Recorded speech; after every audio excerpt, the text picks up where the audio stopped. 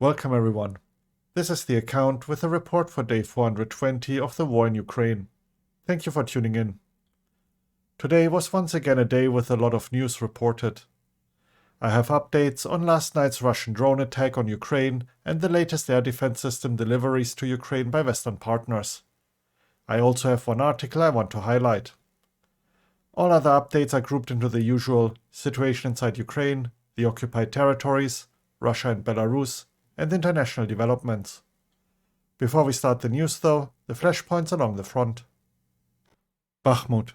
Russian forces managed to advance on the O0506 road near Kuleba, marked here.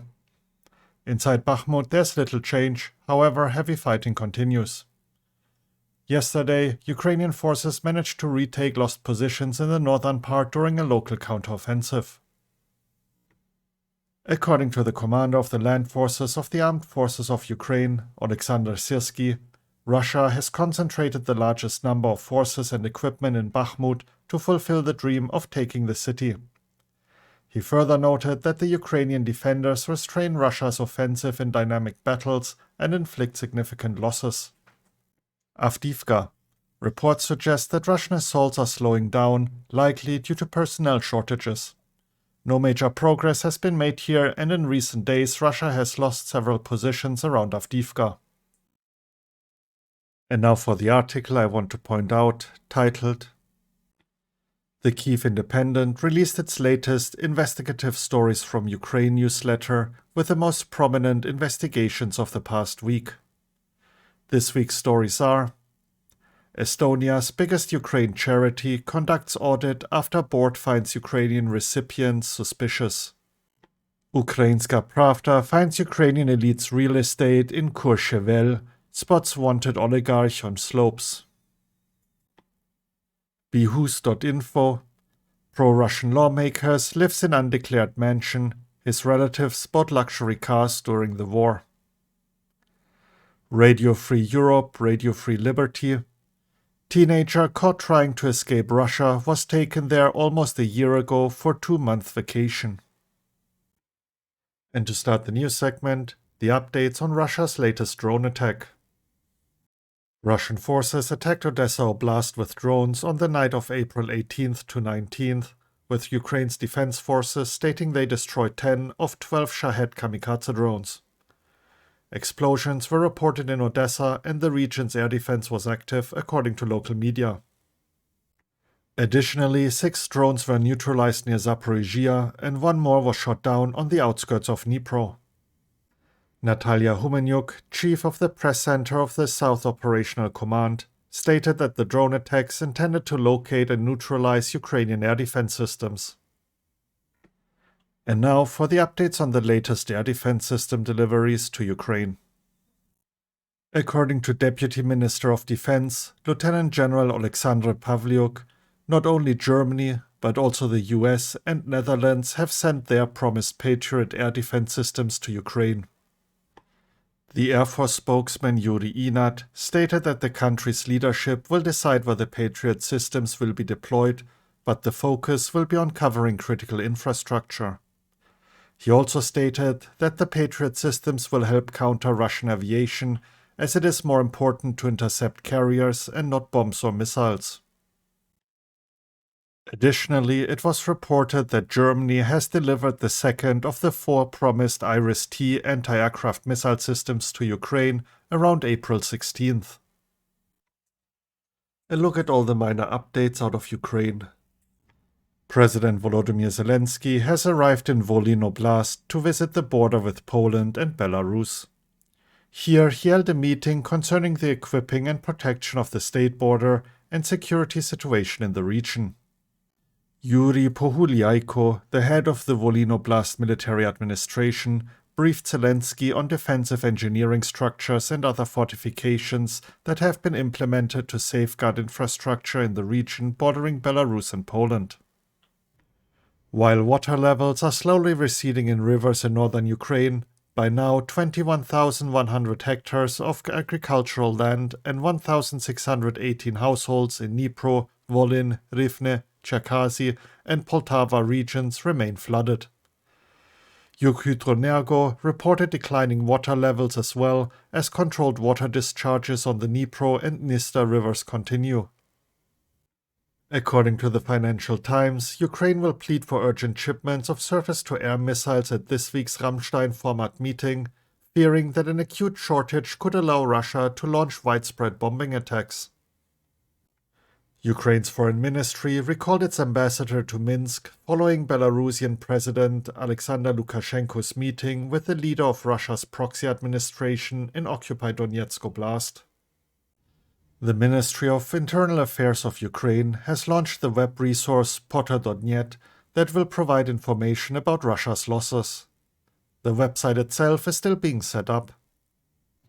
So far, during the Russian invasion, 550 objects of cultural heritage in Ukraine were either destroyed or damaged. The Ukrainian Foreign Minister, Dmitry Kuleba, visited the Gulf Arab state of Kuwait on April 18th to discuss reconstruction projects and post-war development in Ukraine. During the recording, air raid warnings were issued in eastern Ukraine and Kyiv.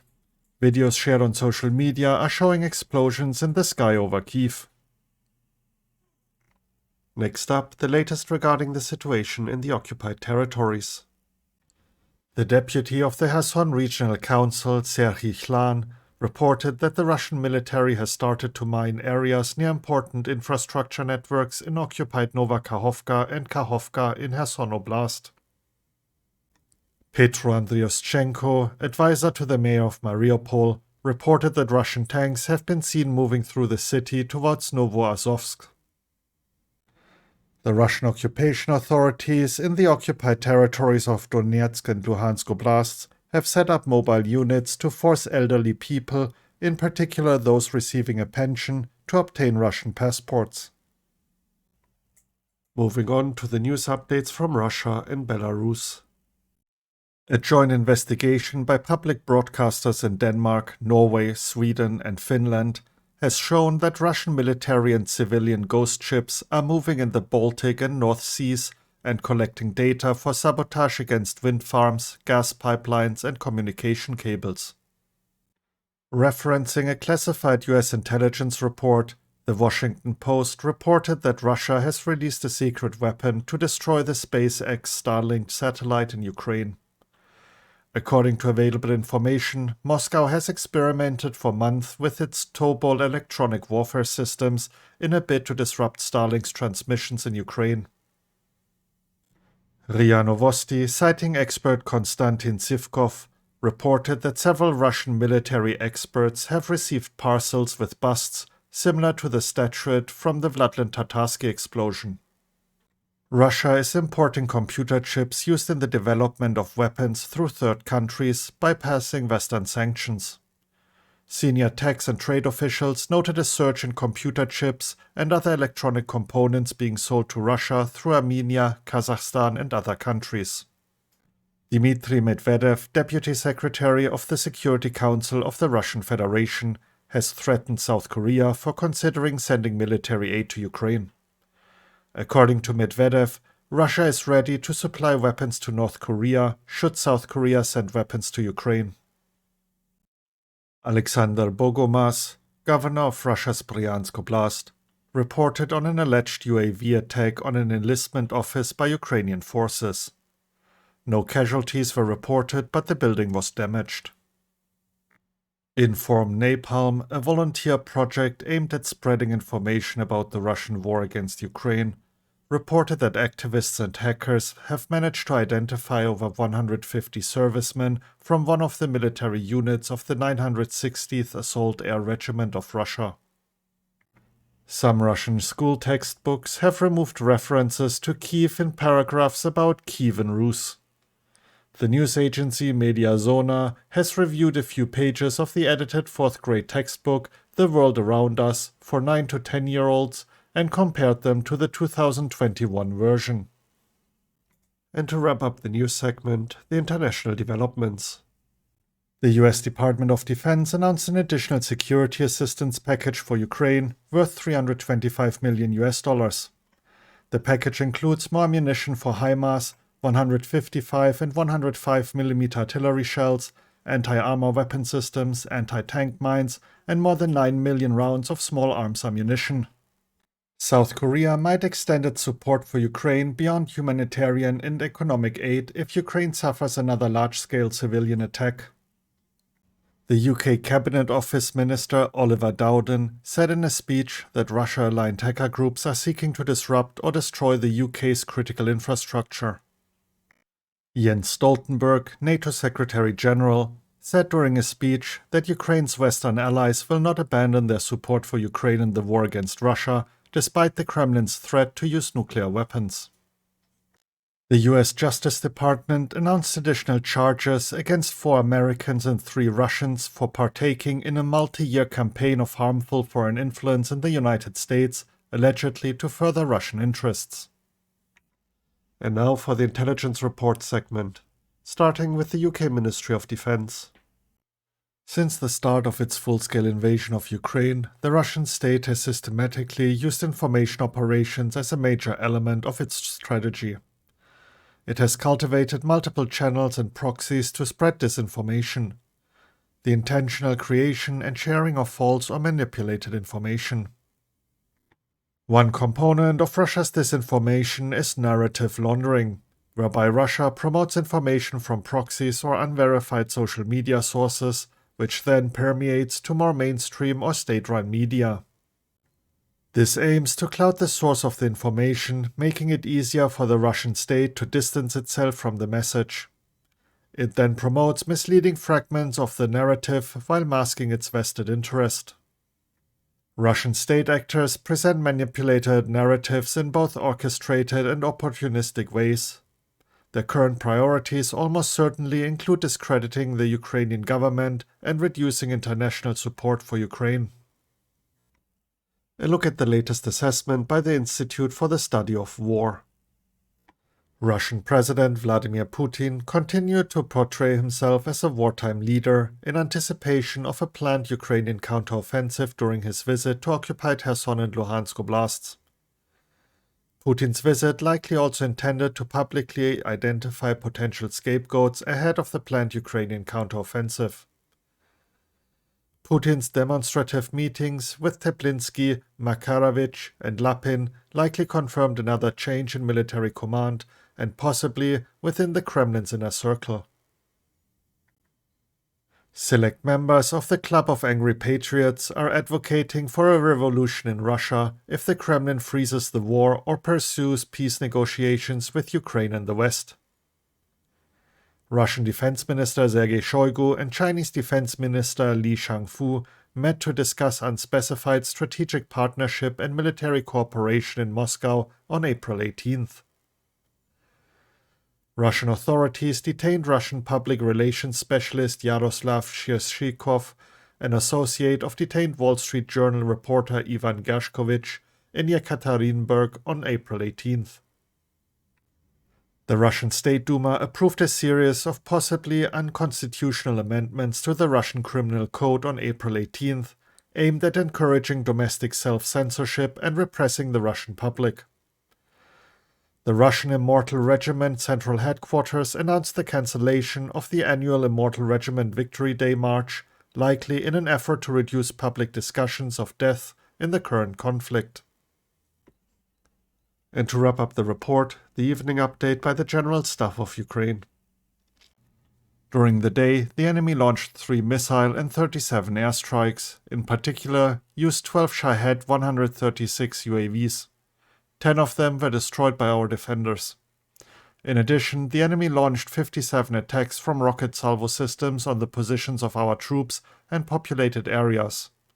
There are dead and wounded among the civilian population, destroyed and damaged private residential buildings and other civilian infrastructure. The probability of launching missile and airstrikes on the entire territory of Ukraine remains high. The enemy, at the cost of heavy losses, continues to focus its main efforts on conducting offensive operations in the Liman, Bakhmut, Avdiivka and Marinka areas. During the day, more than 40 enemy attacks were repulsed in the specified areas of the front. The fiercest battles are fought for Bakhmut and Marinka.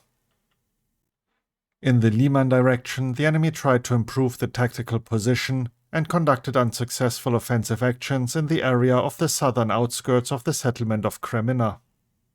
In the Bakhmut direction, the enemy continues to conduct offensive actions. Heavy fighting continues for the city of Bakhmut. In the Avdiivka direction, the enemy carried out offensive actions in the Avdiivka, Vodiane and Pervomaisk areas of the Donetsk Oblast without success.